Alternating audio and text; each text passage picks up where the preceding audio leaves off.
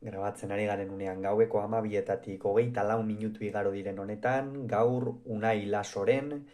figura aztertuko dugu, gogoratuko dugu, igandean jokatuko dela Lauterdiko txapelketa nagusiko final handia, bertan Unai Laso eta Peio Etxeberria izango dira, eta Unai Lasok gorriz jokatuko duenez, gaurkoan bere figura aztertuko dugu. Unai Laso Lizaso, aurrelaria da, 1987ko maiatzaren 13an Bizkarrete Gerendien jaioa, egun 27 urte ditu, metro eta 83 luze da, 76 kilo ditu, eta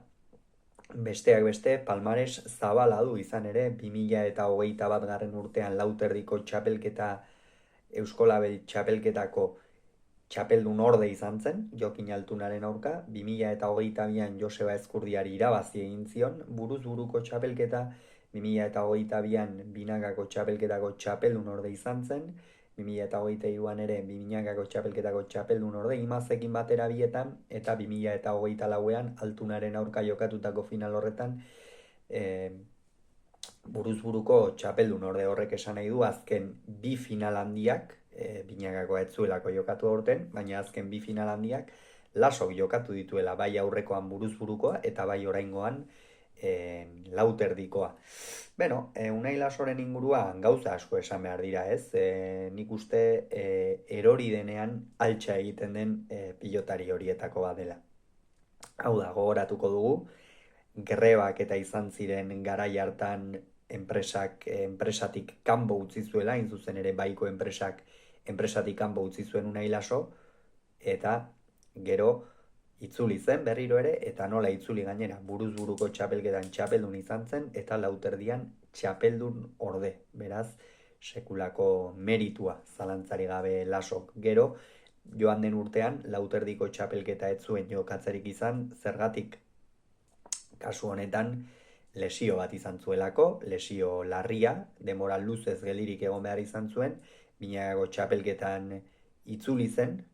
ala moduz, 3. jardunaldian edo, eta hortxe, Unai Lasok hala ere, bertan aurpegia eman zuen, eta gero etorri zitzaion berriro ere saria, buruz buruko txapelketako txapeldun orde izan da, eta geroztik gora egiten ari den pilotaria da. Beno, txapelketa honetan, final 8 ekin behar izan zion txapelketari, gogoratuko du Iker Salaberriaren aurka jokatu zuela eta erraz irabazi ziola, gero lehendabiziko partida Peñaren aurka Larriten ere 22 eta 16 irabazi zuen, bigarren partidan irabazleen artekoa nahi zuzen ere aurkari izango duen Peio Etxeberriaren aurka galdu egin zuen, gero partida erabakigarrian Aitor Elordiri erraz 22 eta 10 irabazi zion Larriten, eta Jokin Altunaren aurka Ibarko Astelena pilotalekuan final erdietan, erakustaldia emanaz 22 eta 14 irabazi zion, ez? Beno, Lasoren arma nagusia esango nuke eskuina dela. Eskuin oso biziko pilotaria da, egia da, azken denbora honetan defentsan ere asko hobetu duela, askoz ere arnasa luzeagoko pilotaria da, baina oraindik ere pilotari oso esplosiboa dela esan daiteke, ez? Aurrean pilota erraz hartzen badu, bizi mugitzen du,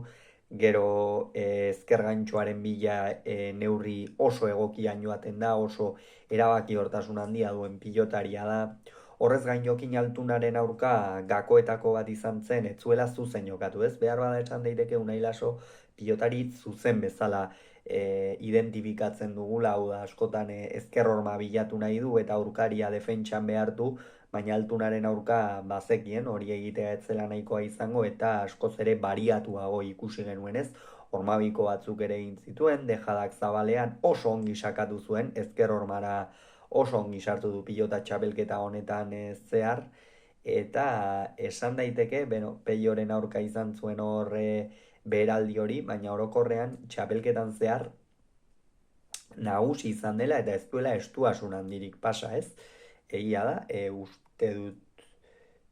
Aitor Elordiren aurka ere hasieratik oso nagusi izan zen, Aitor Elordiren aurka gainera partidek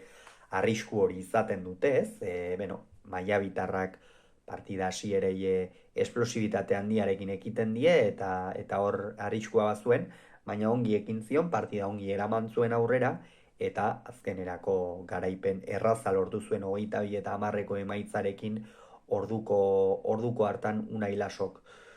Ea ba, Laso horixe, pilotari bizia, sakearekin asmatzen duena, eta errematean oso arriskutsua. Hauxe beraz esan beharrekoa, bihar, jada 12ak dira urrengo eguna da, Peio Etxeberriaren figura aztertuko dugu, eta lauterdiko finalarekin jarraitzeko, larun batean atariko berezia egingo dugu ohiko legez. Hauxe beraz esan beharrekoa, urrengoan gehiago izango duzu, bitartean izan agur.